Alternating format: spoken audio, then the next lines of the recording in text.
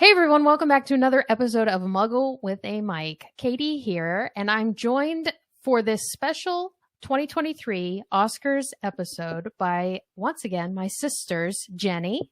Hey guys. And Sarah via audio. Hi everybody. Hey. Okay, so what are we talking about today, guys? I don't know. You just told me to get on here at 8 o'clock and my understanding is that last year's episode was quite popular, so we're back. It's one of our top 10 episodes. This is our 59th episode, and it's one of our top 10. Oh, congratulations, Jen. That's great. Thanks, Sarah. Thanks, Katie. Jen, I helped Jen. Jen's got a real BBC Radio 1 mic going on here. It's got the layout and the setup. Yes. I feel very professional. All right, so let's get straight into our mugs. Who would like to go first with their mug, Jen or Sarah? Actually, let's go with Sarah first because I think Jen went first last time. So polite. I'm sporting a mug that is representative of the 2014 Academy Award winner for Best Animated Feature Film. It's an Elsa and Anna mug, and I borrowed this from my daughter because it's the only mug we had that was in reference to any kind of a movie. So it's a Frozen mug, and I'm drinking a proper cuppa Earl Grey hot. You know that you aren't supposed to keep those mugs, and you're supposed to just let them go. Okay, let's all pause and just relish in the joke that was, which was amazing. Thank you. And I have a pumpkin pie muffin. Oh, lovely. Jen, what's your mug? Well, I was going through my mugs, and last year, if you remember, I had the all right, which is very, yeah. It was like I couldn't have picked a better one for the Oscars episode. So I was looking through my mugs. Don't have a grand collection, but I picked my Dollywood mug. Right here, my Dollywood mug. Yeah. Okay, because Dolly Parton is also an actress, right? Yeah, that fits, and Jen. It says, if anybody's ever gone to Dollywood, we love Dollywood. But it says, today is a Dollywood and cinnamon bread kind of day. If you've ever gone to Dollywood, you know you've had their cinnamon bread. So I don't need to say anything else. And if you haven't gone to Dollywood, you need to get the cinnamon bread. So, hey, Jen. Cheers. What should you get when you go to Dollywood? Probably cinnamon bread. Just a guess. That's funny. We got pumpkin. You have pumpkin what, Sarah? Pumpkin pie muffin from Panera Bread. Oh, okay. So pumpkin pie muffin and cinnamon bread mug. I'm going to veer a little further away from the path of, pastry goods or whatever. And I've got, in homage to the 1972 Oscar Best Picture, I have a Godfather-esque Bones Coffee Holy Cannoli. That's cute. Coffee I love mug. it. And yeah, it's got like a skeleton that looks like the Godfather. So there you go. Mom got me that. Might I add, I just remembered too, Dollywood is like Hollywood. I'm just such a natural at this. That is true. Very nice. Just hit me. Katie, would you agree Jen won mug of the episode? No. Yes. I did. I think we can give it to Jenny. I just hit it. It was like sitting there and I went, oh my goodness, Dollywood, Hollywood. It is good. Yes. 2002, in honor of Black History Month, we're recording this in February. This actress was the first African-American woman to win a Best Actress Oscar, and in her speech called her award a door-opening moment for every nameless, faceless woman of color that now has a chance. Halle Berry. Good job, guys.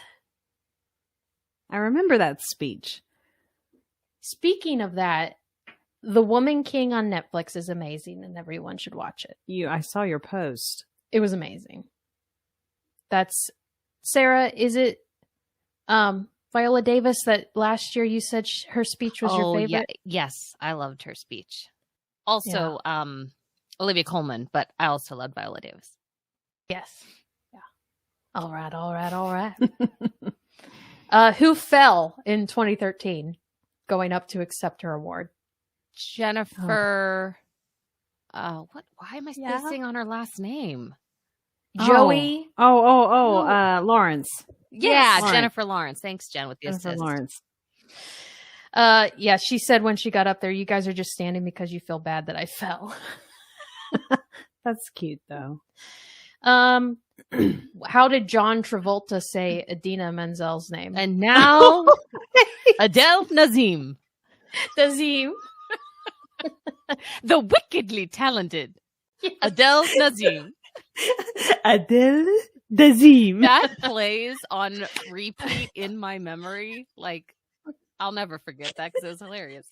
It's a good moment. I don't think he has anything to be ashamed about it. It's a good, wickedly talented. Even did that. The wickedly talented.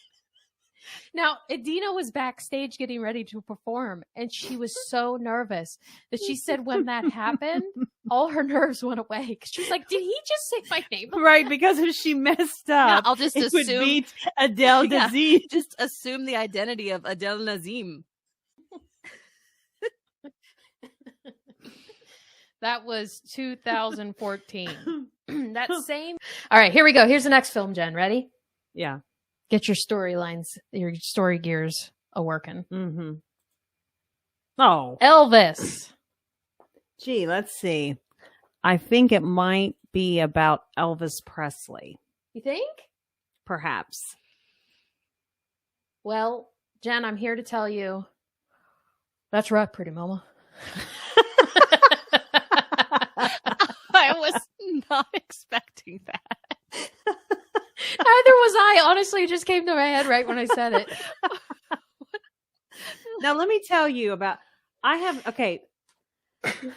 not seen this. I know that is very surprising. I want to see this very badly. And in fact, my husband and I were actually supposed to see it in the theater because I wanted to see it in the theater because I heard it was a very fantastic movie.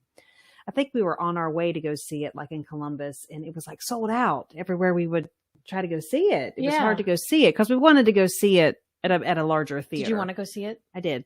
And now you have like 2.5 weeks to go see a movie in the theater, it seems like anymore. So I didn't get a chance to see it in the theater, and I just haven't had a chance to watch it at home. I've wanted to. So the fact that you know about it, Jen, is that indicative of that maybe this one's more well known than Everything Everywhere All at Once? Because Probably. You know about it. Everybody probably knows about Elvis. But I have heard a lot about the movie in itself anyway. Mm-hmm. Mainly because I think the fact that these types of movies everybody can relate to because you lived alongside of a person or a period in time. And I think people relate to those types of movies more because it's a real life story.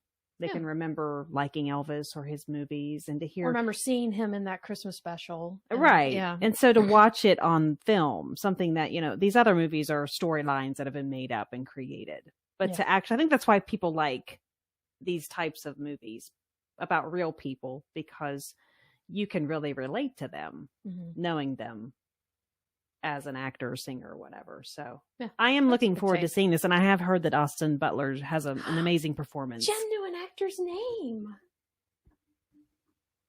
That's great, Jen. I'm really proud of you. It's also on Austin Butler should be proud too. It's also on the poster. Really tiny. Thanks, Sarah. My baby sister is getting extra points this evening. Yeah. I'm the favorite momentarily. Well, I did hear a little bit here, though. He just won. Didn't he just win a Golden Globe? Or Golden Globe. My Jen's paying attention. I know. Watch, right? Was that on like Facebook or? I don't know. Must have been. But they were saying if you listen to his speech, how he has taken on because he had to train and be Elvis, that he really absorbed being Elvis so much that he can't help continuing to talk like that. He can't help talking so deeply now. I'm not the only. But how amazing Pun- that is that punch joke. actors, that just shows you what they have to do Okay. as part of their job. Can we talk about that? Because some people were giving him a hard time, like I don't agree with this. I'm just going to say, Oh, it off like the you bat. can't stop. Like you can or stop. you're fake. If it was really you, you wouldn't have stuck with that. You wouldn't have to hold on to that accent. But I'm sorry.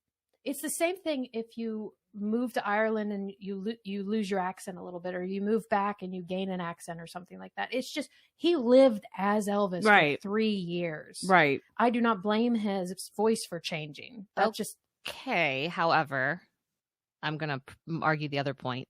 So when I started, I did watch this and it was amazing. I loved it.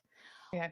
But the bar had been set for me so high with Rami Malek playing Freddie Mercury in Bohemian Rhapsody. And I'm sorry, but he really, for me, transformed into Freddie Mercury. And afterwards, when he was in interviews, it didn't sound like the character. Right. So, like, I think when people do this method acting where they just absorb and just throw themselves into the actor, and he did it for 3 years, though, I get that. But I guess because he had to manipulate his voice so much that maybe it really did just stick. I'm not going to ridicule him. I think he was a great actor in it. But I just think, I don't know, some actors can turn it off. Right. Right. I get it. Yeah. I mean, part of you is like, are you just trying to continue that to... I think Rami, no offense to Rami, but Rami was also helped with the teeth prosthetics. Fair enough. Okay. And Austin didn't have anything. It was just Austin. I got you. So. Yeah, fair enough. I will tell you say about Elvis, this film, that everybody knows the life story of Elvis and all his different stages, from like rebel, young adolescent. Then he went off to war and came back and was in movies.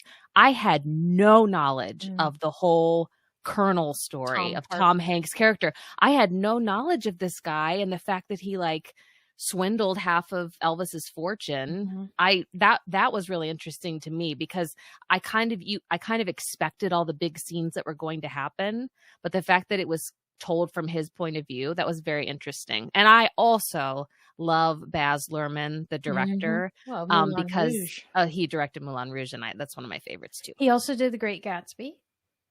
Oh, which I actually never saw. Sorry. I did. I didn't like it as much as I liked Mulan. Well, let's see if Jonah agrees with us. You ready? Ready. Video starts playing. Elvis is the story of Elvis Presley as seen through the complicated relationship with his manager, Colonel Tom Parker. Now, this movie I was very excited for when I saw the original trailer. I loved seeing someone who was essentially an unknown at the time, someone who hadn't really appeared in any role that has boosted him up there, kind of turned into an A-list celebrity overnight. And more than deservingly so, this performance is honestly the reason to watch this movie, as well as the amazing direction by Baz Luhrmann and incredible visuals and set design. Now, the faults that I have with Elvis are kind of the same that I have with other music biopics, in that it's way too long and never truly focuses on what is really interesting about the story, and with this case, it's Elvis. We never get enough time with that character. It's always about other people, and I think some parts that could work, and I really don't think it did in this movie. So my rating for Elvis is going to be a 3.5 out of 5 stars. Ooh. Wow. I did not see 3.5, Jonah. Kind of had a feeling he might score it a little low. Because maybe it was too expected for him. Yeah. I mean, he wanted to see some original content, and I think maybe... And that's what's hard about those storylines that you already know. But that's what I liked about it. But that's why I think some critics are a little bit harder on those, because you do already know so wow me in another way, because I already know the story. But we didn't know this. Maybe he knew about Tom Parker. I didn't know about Tom Parker. No, that's true. I didn't know the whole reason he was in Las Vegas was because of the debt. I just also think, the character of Elvis, or the personality of Elvis, is something that's I mean, there's Elvis impersonators all over. Like it's something that people try to do and it always comes off as comical. And this came off so realistic. Like I at first, because I knew who Austin Butler was from other stuff, at first I was kind of like, oh, I don't know that I think he has too much of a baby face. But then as the movie went on, I really believed, like I know it wasn't him, but he sold it for me.